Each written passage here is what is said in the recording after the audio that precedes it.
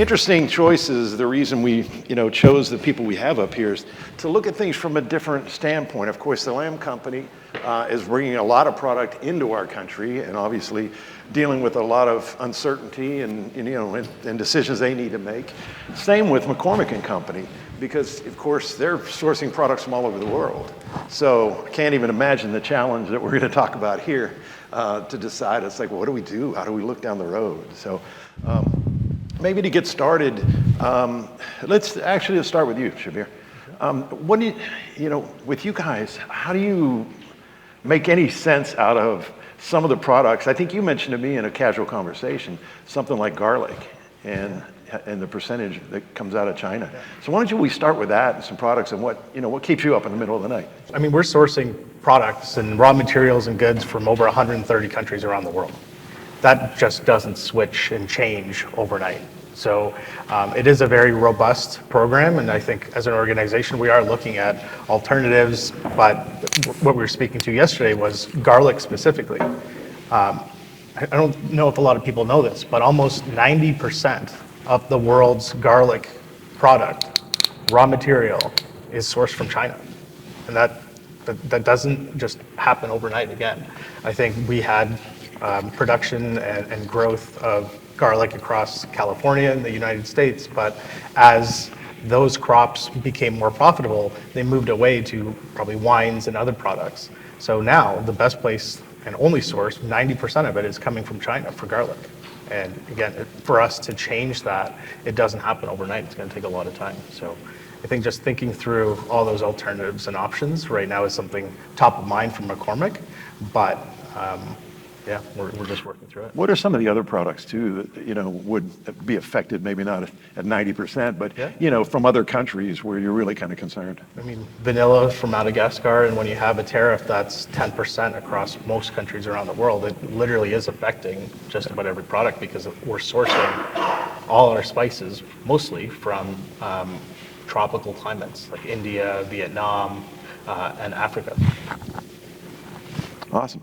Dennis, let's talk to you a little bit. So, I mean, obviously you guys are looking at things through a whole lot of different lenses because all the products coming into this country from sources in Australia and New Zealand, correct? Correct, yeah. So we have no choice but to take on the tariffs, right? So, and for us, what we're seeing today is we have companies who flat out say, we're not taking the tariffs. And it's like, that's not something that is really negotiable, to be honest with you.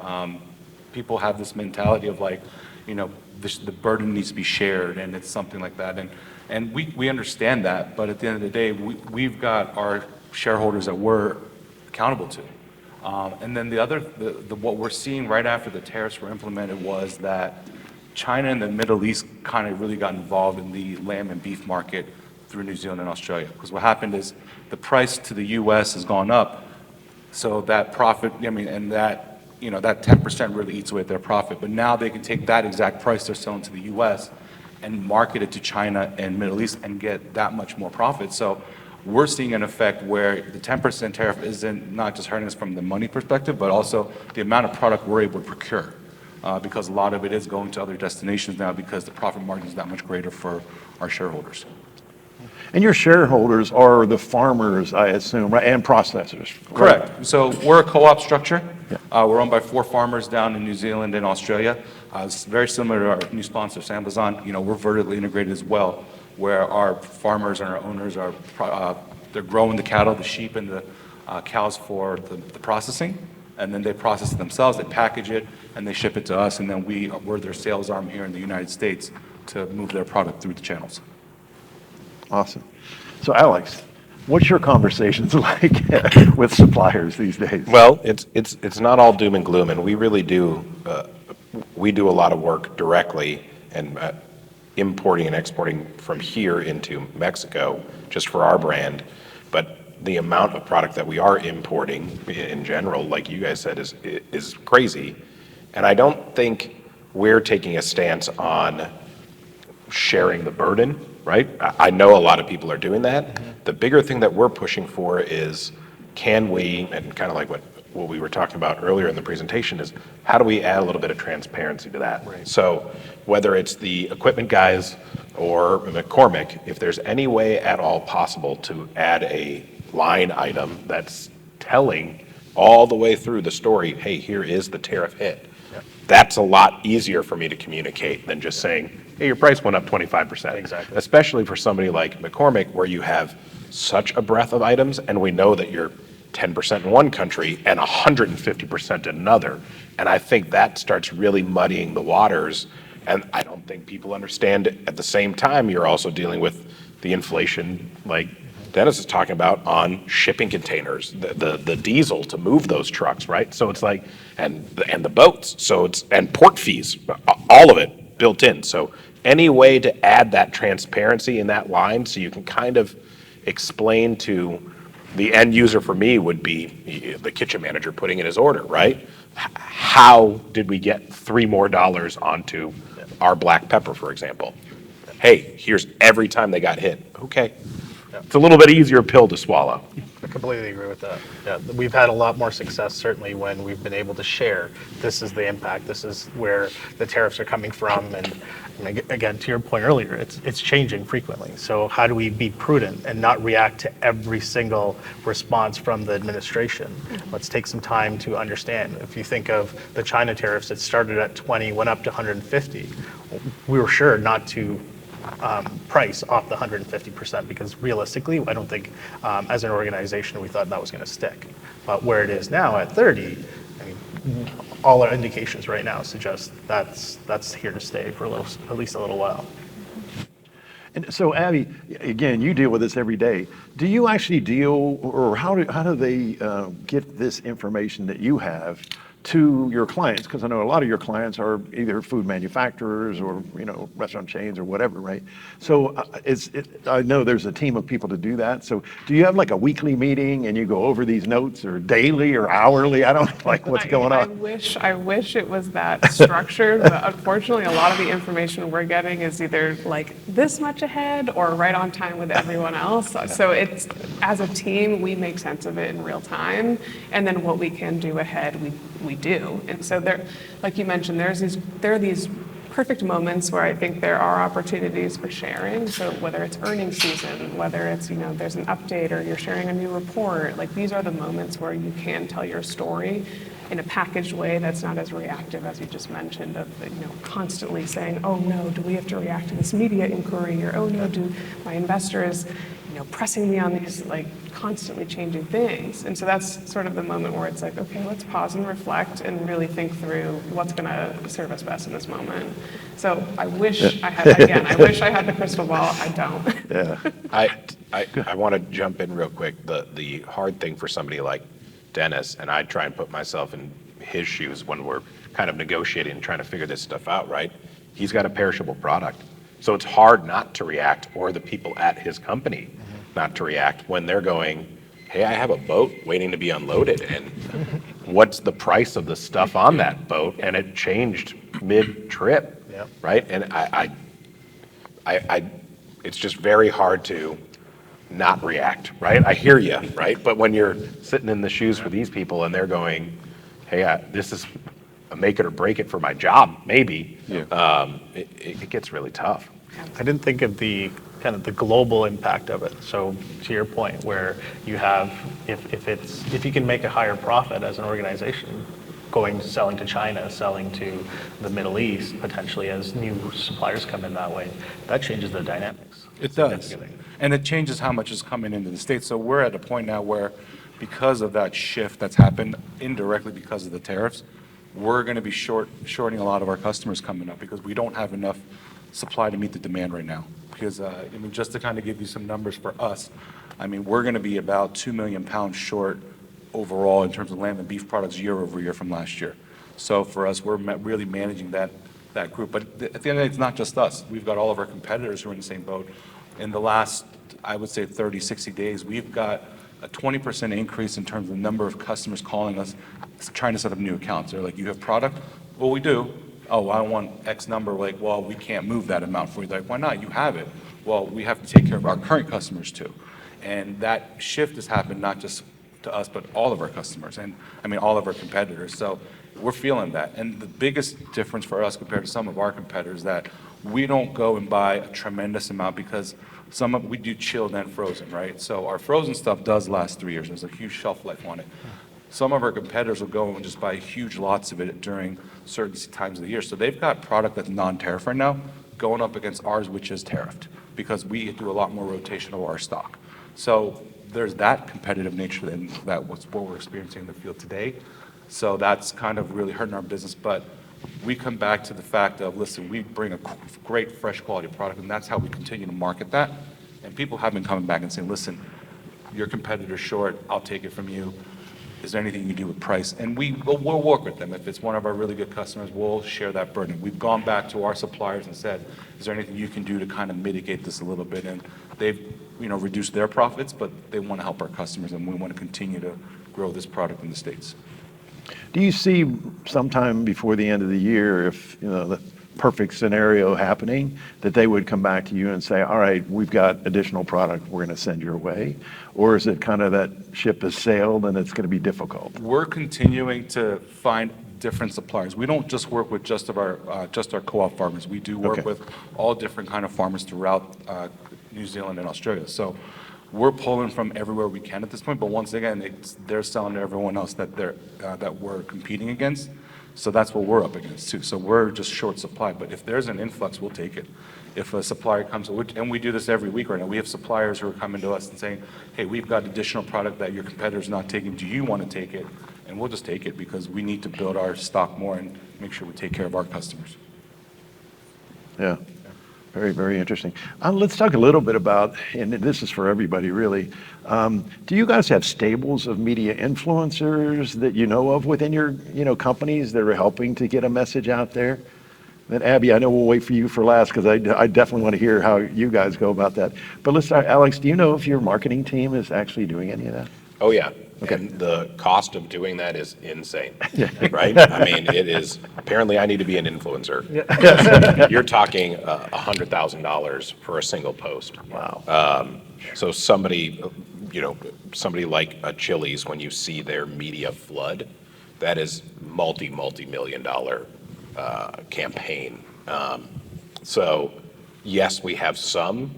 I think that there is a very bad ROI on it for our company personally. And I think that there's a lot of people taking advantage of our industry currently doing that sort of thing. So. Yeah, I would agree. I mean, I think we look at it, we do it twofold. We have an internal group that's looking to post amongst kind of our own channels, but also leveraging external influencers as well, where it makes sense for whether it's specific items or specific products or brand lines. No, well, for us, we don't, because I mean, at the end of the day, no one in this room is a direct customer of ours, because our customers are the Sysco's, US Foods, and those broadliners of the world. So we message them. As soon as these things happen, we'll get letters together. We'll just send them out to the key contacts. For us marketing, because a lot of people have never heard of the lamb company, but they've heard of our brands like Spring Lamb and Opal Valley. Those are the things that they'll recognize in the stores. So for us, the social media and the marketing hasn't been too big, but more so we'll just go out to the direct contacts that we have and send them letters of updates of what we're doing and try to be as transparent as possible. All right, so Abby. Yeah. So I'm not an earned media or influencer specialist. There are people at Edelman that is their job, so I'll just put that disclaimer out there. But as someone who works with them and as someone who's just, has TikTok and has Instagram and sees, what people are sponsored by and how that goes and also sees the inside of it, I will say the influencer space is one that is, number one, incredibly expensive. You don't always get an ROI, sometimes you do. The other piece of that is sort of the flip side of influencers, which is like what just gets organic, like virality. So Chili's is an interesting case study because the Triple Dipper, for example, was something that just blew up on TikTok very organically. And then I think because of that, they were able to sort of increase their profits, get bigger stakes in terms of influencers, and it's a really good case study for what could happen. That happens a little bit more naturally. That being said, a lot of thought sort of goes into those campaigns, goes into those menu items, figuring out what's going to resonate with their consumer in a way that, or even a business or a client or customer that you have, in a way that perhaps is not your typical like, sponsored post. And so I think that's just another flip side to consider. That may not necessarily be, this is me with this water bottle, and thank you for paying me 50 grand for holding it. So I think just other angles to consider, and it may not be consumer facing, it could be business or client facing, just something that goes beyond influencers only. I will add too, like you talk about an expert that's in the room. Amber is hooked up with all of those sort of influencers, chef influencers. RJ's company at Potatoes USA, they have an entire marketing arm that's just doing that. Some even just for the powered by Spuds, the sports side, right? I think there is avenues to do it. James at Dole, it talks with these people all the time. They're trying to go viral, right? But it's what's the cost of doing that? And you strike out a lot before you hit, like Chili's did. Yeah, I've got a question for you, Alex, and probably, Shabir, you as well. What kind of pressure is coming in from your customers at the restaurants, Alex, about, getting rid of red dye and artificial ingredients and all those things? Are you getting pressured on that? And then the same would be if your customers too, that you're selling to at McCormick, are you getting some pressures? Absolutely, which is interesting for me because just kind of the sports bar segment, right? I thought I'd be more insulated from that.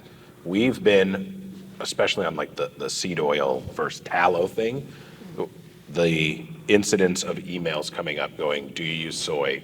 Can you switch to tallow? Has gone up 5,000% in the last 3 months. We don't really have to deal too much with the artificial dyes and things like that because we're so scratch, right? But it's weird because I see some emails pop up that are asking about additives in alcohol. So it's already something that's inherently not healthy or great for you, but people are very health conscious when it comes to that. So we've seen a rise in tequila consumption, specifically on very clean label tequila that is traceable. Some of you might have seen in the news that there's some of the big guys who will not be named going under a severe lawsuit right now that's also involving the Mexican government. So kind of on the Maha side on tallow, yes. Dyes, I don't really have to mess with too much of that. But on alcohol, I was shocked. Yeah, that's interesting. So for us, we have 3 divisions at McCormick. So we have a consumer division where we sell, spices to grocery stores. We have the second division, which is food service, which you're all quite familiar with. And I'd say on both those sides, we're very insulated. In the sense of dyes, we haven't had too many concerns just because our products are very clean and they've been clean for years. And it's been a focus for McCormick. I think the third division being our industrial business, where we do a lot more B2B stuff for other suppliers or other vendors, if you think of snack food companies, cracker companies, and there's a lot of concerns that way because the red dye is a big part of it. For sure, if you think of snack foods that have those dyes. So we are working closely with those or other organizations to find natural products, natural ways to kind of still replicate those colors, but do it through a natural process. So I think beets is a really good way to kind of create. I would say get into that with you, but the cost of that was quite different. Yeah, significantly higher. Yeah, I do have a sidebar question for you, Abby, on that, right? Have you been able to identify maybe any unintended consequences similar to what happened when sesame was added to the allergen list as one of the top allergens, and we saw manufacturers go to actually adding sesame to product to skirt those laws? Do you have any concerns on some of the stuff coming down the pike? Great question. I think the biggest concern right now has been supply, that seems to be very top of mind.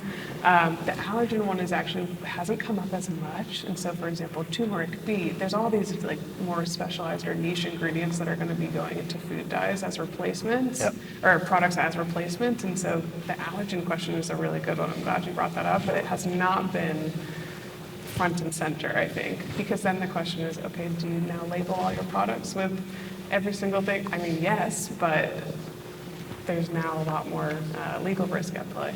Like going along, I think that it's kind of interesting to, I mean, the one thing that you brought up that really made me laugh is like, I mean, you snapshot backward tallow, right? I mean, it wasn't that many years ago, it's like, you got to get that out of the kitchen. I won't eat this stuff. And now it's like, hey, when are you going to put it back in? Right? It's kind of like crazy. We're on this merry-go-round. It's a good time to be a rendering plant in the beef industry, honestly. I mean, it's delicious. Everyone loves, fries cooked in tallow. Do you need to also be using it in your cosmetic products? And also, like, you're going to run your car off of it? And man, I don't know where it's going to end. And really, for the soybean growers, which is huge to the state, actually, Minnesota's one of the big producers of soybean and crush and production of oil. I mean, it's been proven to be healthier for your heart. So I don't know how long this is really going to hold out, but we will see. Well, on that front, this is probably a good question for Abby. I mean, we all know that studies are done by everybody out there, right, to combat some of these things. Are you seeing more activity in that where it's like, okay, this segment, like soybeans, a great example, are they doing things now to do studies to overcome this crap that's being spread in social media? Yeah, I mean, it's a tricky one. There's a huge, I would say yes and no, because there's this huge criticism of science overall, of like who's it funded by, what are their special interests. That doesn't mean we should stop funding science. There's obviously a critical need for it. As we mentioned, like this is sort of the reason why we choose one over another or recommend one over another. So I think that continues. There is clearly going to be some hesitancy around private sector funding of research, but that is where a lot of research comes from. So it's very, very challenging. And sort of your consumer is saying, well, I don't get my information from a scientist or a doctor or a dietitian or an art, whatever it may be. I get my information from an athlete. I get my information from a chef. I get my information from my friend. And so I think that's also, where do we translate that research? That's almost more important at this point. If it's not being delivered from that credentialed expert, are there avenues that we can take it otherwise? And sort of making sure those connections are in existence. Yeah. In your experience in the past, though, government actually played a lot of that role, right? Because they would come out and say, well, that's not true.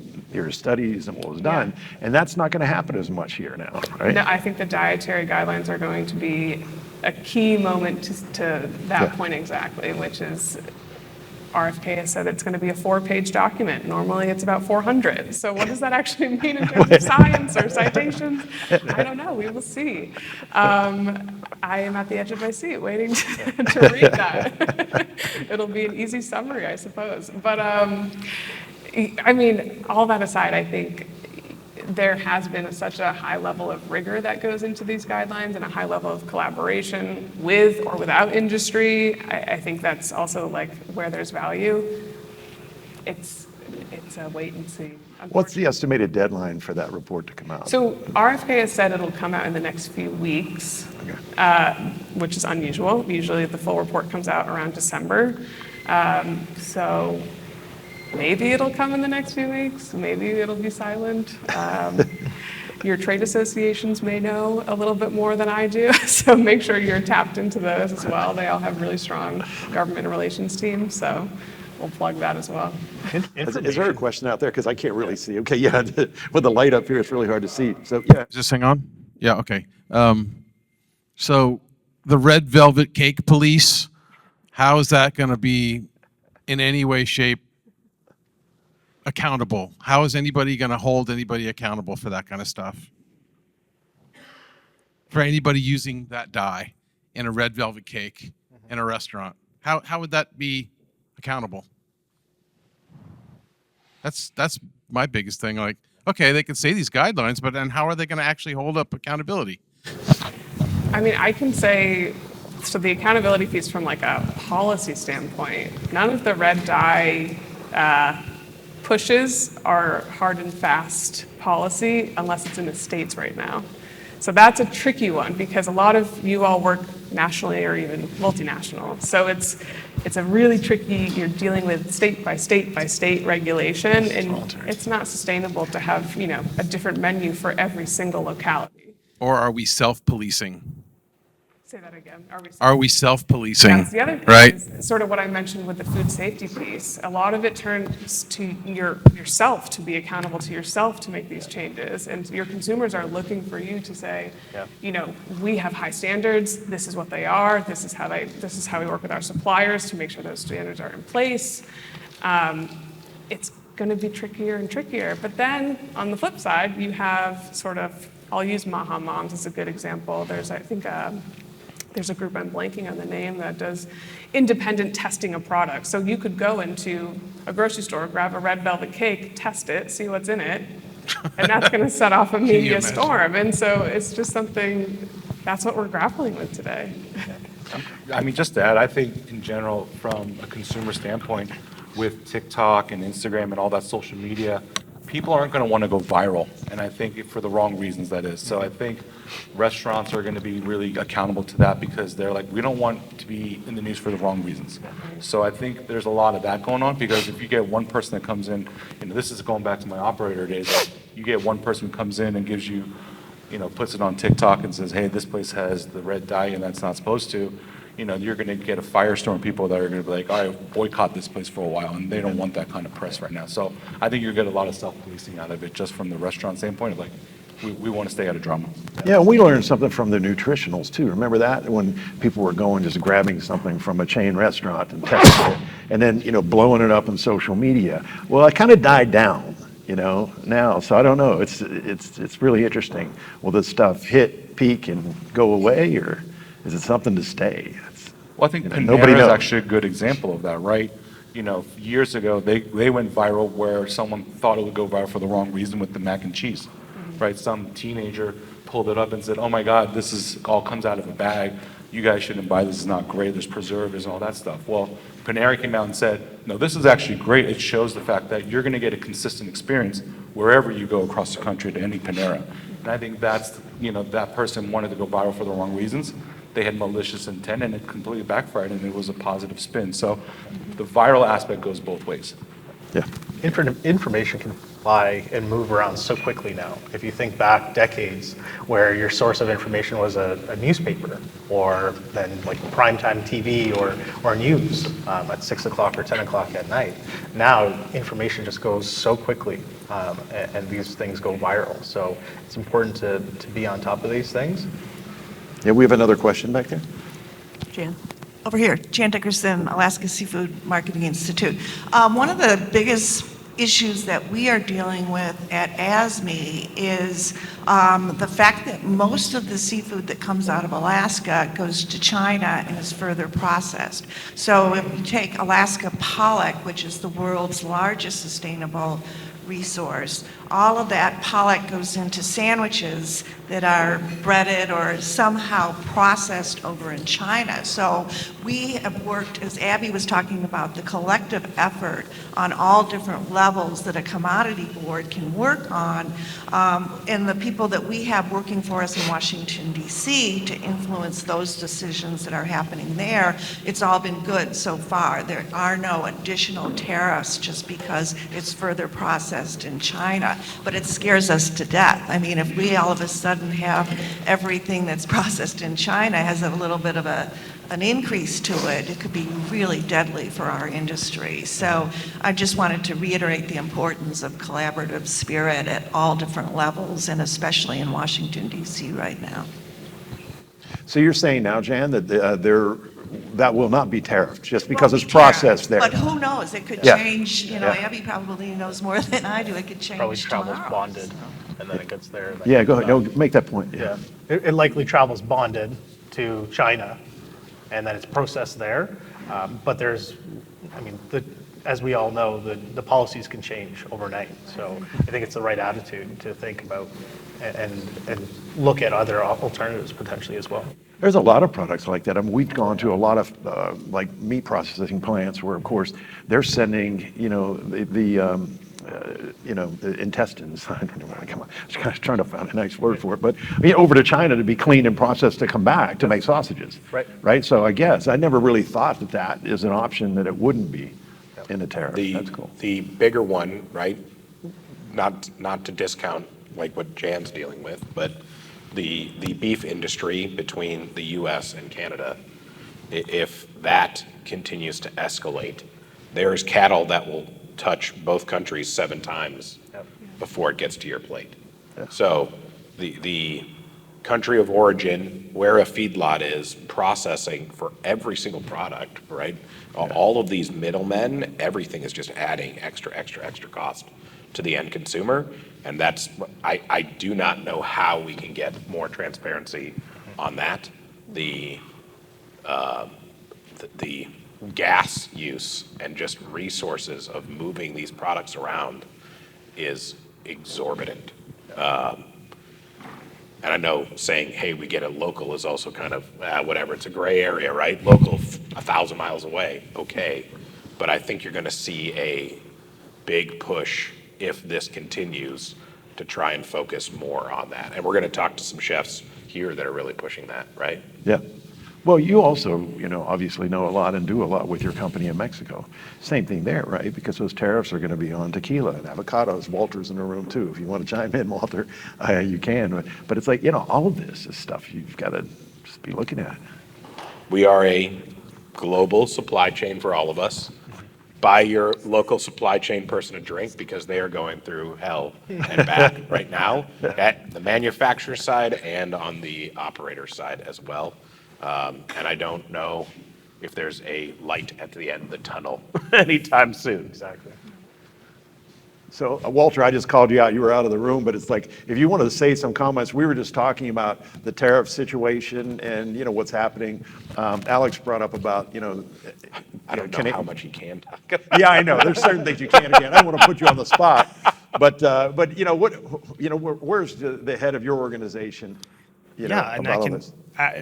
I feel like I'm the worst person to talk about this, mainly because we're the marketing arm for avocados, right? But we're kind of living day by day, and the funny thing is, a lot of the info that we end up getting, that we share with our operators, end up coming from our distributors. Like, they're the ones basically sharing and telling us any updates on like how price is fluctuating, and they're the ones that are keeping us up to date with a lot of this stuff. So it's kind of this weird position that we're in, and we're kind of blind. So we're just kind of rocking and kind of more lost than you guys. So unfortunate for you guys, we can't really help. So it kind of sucks. So I know that there's a lot of discussion, and I know that everything is kind of up in the air, and who knows how it's going to be. But yeah, hopefully we can help somehow in lowering costs with innovation and probably different ways to handle and manage product, whether that's cutting back on sizing, using number twos, things like that. So. I think that's an excellent point, Walter. And what I've been telling a lot of these people in the room is, as an operator, we have to rely even more so, on the commodity boards and the marketing arms for somebody like lentils, asmi, potatoes, avocados, for those little value adds that we can bring to our overall organization. Anything, right? Where before you might have been like, maybe that's not a priority. It's only a 1% savings. Well, right now that 1% means a lot, right? Same for these guys, right? It's like, hey, if I can cut out one middleman and then I can drive that value to our bottom line, we need to look at it, even if it's a 0.5% or whatever that little bit may be. Totally agree. Yeah. Yeah. Is there another question, Susan?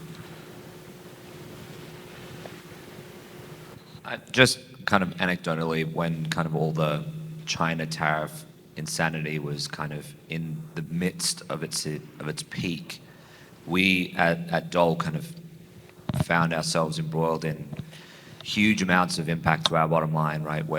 Because massive amounts of our product originates in China, and even our steel for a lot of our cans originates in China.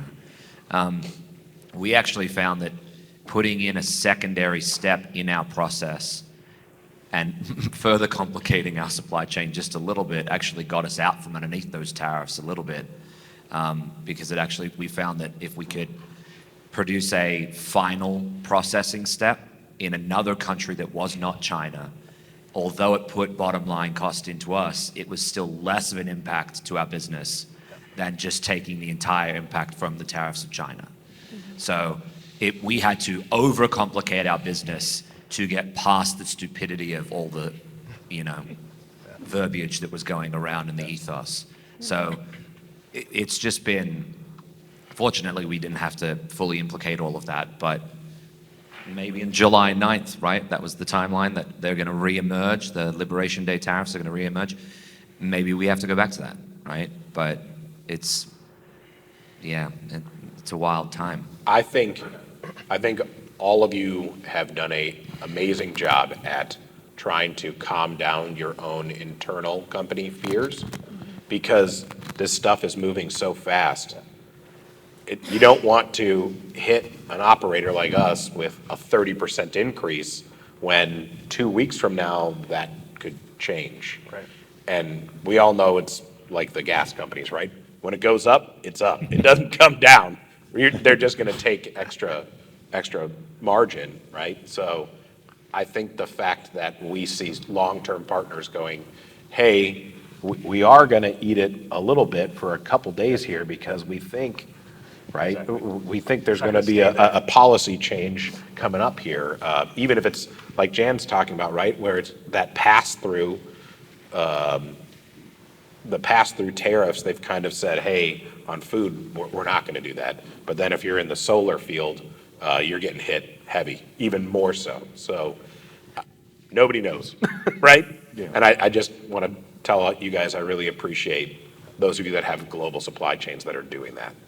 I think kind of going back to your point, like that source or adding that complexity is not value added for anyone, right? It's additional work, and yes, it bypasses, or for that short period of time, if you implement it, it would have bypassed some tariffs, but it doesn't make the product any better. It doesn't cost it anything less for consumers at the end of the day. So I think as many of us suppliers are all facing those kinds of actions right now, we're like, why are we doing this? Yeah. It's not adding value to what we should be doing to grow sales or make things better for consumers at the end of the day.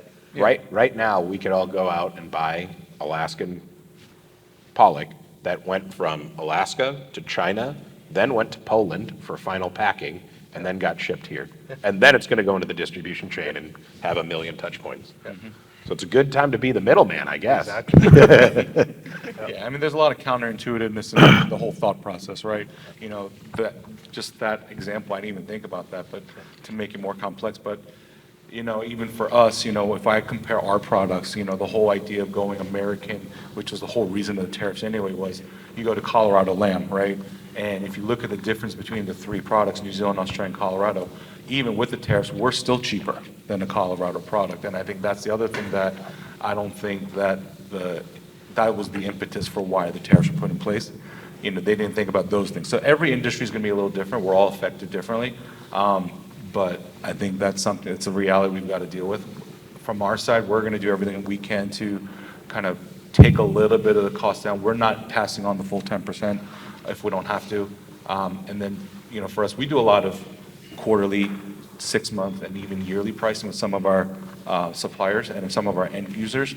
And we're saying, at this point, it doesn't make sense to do a quarterly pricing. Go to month. Let's go month to month, because with the roller coaster ripsaw effect that we're getting with these things, they're on, they're not off, and then it's just, who knows what's going to happen. So it'll be interesting to see what happens in the next 6 months, but I think there will be a leveling off of it, kind of like the gas prices. I use that a lot with my team. This is like gas prices right now. But when it comes down, we're not going to be the gas station people. We're going to, beef prices and meat prices, they fluctuate daily, weekly, and monthly. So we're riding that wave. So we're not going with what the tariffs do. We're going with what the price is today, and we're going to continue to ride that wave. I would think, sorry, Abby, just for you, if you have, and it's a magic 8 ball, so you don't have to answer right now, right? But any additional information you could give of where they think the wind is going on the farm bill in particular, I think for a lot of the people here that are very commodity driven would be very beneficial, because I think a lot of us with our friends here that I'm saying are huge resources for us to drive value down to our consumer and try and keep costs down as much as possible. They're all looking at being attacked of what's the farm bill looking like, because they're all farmer-driven or fisherman-driven. And then at the same time, you have kind of some of the attacks at the USDA itself. So everyone's going, we have no idea. No, it's a magic 8 ball, but any additional stuff you can send to us, Yeah, please. I wish I could just spell it out. I wish I had that, I really do. You all have seen it been kicked down the road for years now, and so I think that's a trend that I'm hoping we don't see continue. I think with Brooke Rollins and her Secretary of Ag at USDA, I think her messaging and championing of farmers first could be a good sign that at least this might become a priority in Congress. We will see. That also being paired, I think over the last few weeks, many of you have probably been involved or aware of, there's been a ton of ag meetings and commodity meetings with the White House over the last 2 weeks, and I think they're continuing this week as well. So there's momentum there. And so I think that's a positive sign, is at least something is happening, and hopefully it won't just keep getting extended, because that's not the solution I think farmers are looking for. It's not the solution that policymakers really would like to see. I think we'd like to see something refreshed and something that meets the moment. That being said, then you have other pressures and voices outside of it that are seriously influencing. RFK is one of them. He has no jurisdiction over the USDA, but he has a lot to say about regenerative ag. He has a lot to say about chemical inputs. All of these things are involved, and I think we're going to see more tension there. And so, again, not a crystal ball. It doesn't tell you what's in it. It doesn't tell you, how much money is going where and what programs are cut or prioritized, but at least does say who is involved in decision making and who may or may not, come forward with some new ideas or thoughts. For me, it is good to see that industry is at the table and having these conversations. I think they started a little bit rocky, but the sentiment that's coming out of policymakers seems to be more and more positive as conversations continue. And so I think working with your trade groups, working with your suppliers, your growers, that I think is just keeping those relationships strong will only be more and more important right now. I hope that helps a little bit. Yeah, Kyla, from Tuxton's point of view, can we talk to you for a minute about, where you guys are, where your head's at? I was hoping this would be this kind of dialogue, because so many of you out there could all be sitting up here on this stage, and sharing information. So if anybody else has a question too, we have time for probably one or two more maybe. But yeah, it's been pretty rocky for us. As you can imagine, all of our products are made in China. So we're taking it day by day, as we all are. It's a family-owned company, and they're always trying to look ahead. So before the tariffs hit, we stocked up on as much as we could in California. And then we're about to open a new factory in Mexico. So, we're doing what we can, and that's all we can do, right? Yeah. Yeah, the question I have is, when I look at having to manage 4,400 employees, and now a little bit less than that, is they're on the front lines. They're the ones who are being asked these questions. My question to you is, where or when can we expect,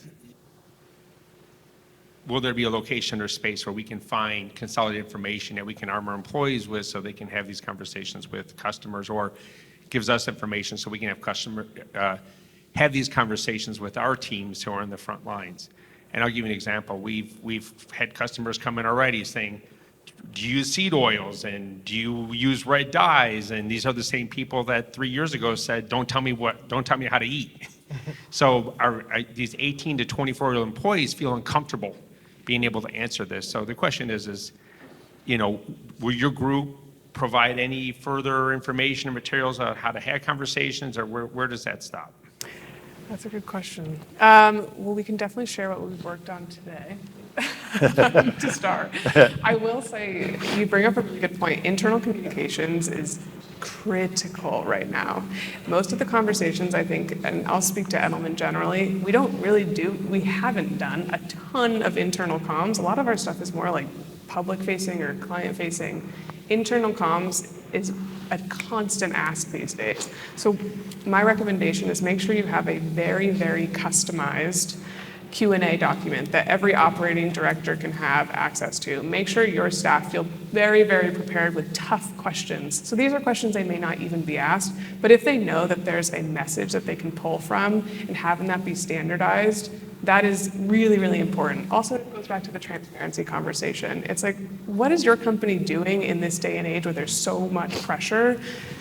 Internally, like, we want to trust our CEOs, we want to trust our executive leadership team, and that means they need to tell us what's going on. It doesn't mean we need an end-of-day report for every single thing that's happening, but I think having holding statements, having scenario plans, even just saying that we have these things, that is a huge treasure trove, and I think something that, like, as an employee as well, I think we all are, just knowing that these conversations are happening are A+. So I don't have like a sheet because every single one of you would have a different answer to, one tough Q&A, but that's something I definitely would recommend. Thank you for your advice. Yeah, of course. To piggyback off of that, I mean, what we've done, we've just started doing, due to the tariffs and a lot of the misinformation that's out there, we've actually taken all the different things that we know, we aggregated, we are as transparent as we can, because if we give out too many numbers, it just gets diluted too, and the more information you have, the more you can just kind of misconstrue it. So we kind of dumbed down. We've started sending out monthly newsletters, something that our company had never done. And that came from just conversations with a lot of our customers saying, like, we want transparency, like, you guys have talked about that, right? And I think transparency is great to a certain degree, because if you're too transparent, then that gets misconstrued. So we're sending out monthly newsletters talking about New Zealand climate, what's causing the sheep herds to be low, and why the beef cattle is the way it is. And Australia was great until about a month ago when they started flooding. Like, we send out that kind of little information because that at least gives the customers a little context on why the prices are fluctuating the way they are. And I think that's been really important. It's been actually something that we've received really positive feedback on, and they're saying that no other supplier does that. Or like the day that the tariffs went into effect, we sent out a letter to all our suppliers, and people said, we've never gotten this before from anyone. The day the appeals court repealed it, we said, hey, we're just gonna wait and see what happens. Just, we'll be in touch with you. Please don't take this as it's gone, because we kind of already heard through our channels that it was gonna get held up again. So, the communication is key, and I think, at least from our side, we're one of the ones that are trying to get in front of it as much as possible. Great. We're at the end of our time for the panel, but any parting thoughts you want to share here as we wrap it up? I would just say, I love that example you just gave. And then on the next step of that is think about what you can promote. You all are doing such amazing work. We're really stuck in this defensive position right now. But that doesn't mean we shouldn't also be generating ideas of what are the amazing things that we are doing. And people are still looking for that. There's a lot of bad news, I think, in this day and age. And so there is an opportunity to share, like, these are the wins that we've had, and these are the key moments that we do want to share. If there's a story with your grower that's, like, incredibly captivating, that's something that people want to hear. And so I think don't lose sight of the other side. That's not only just defensive. Like, we got to promote and boost our work as well. This is great. Thank you very much. Thanks to all of you as well for questions and input.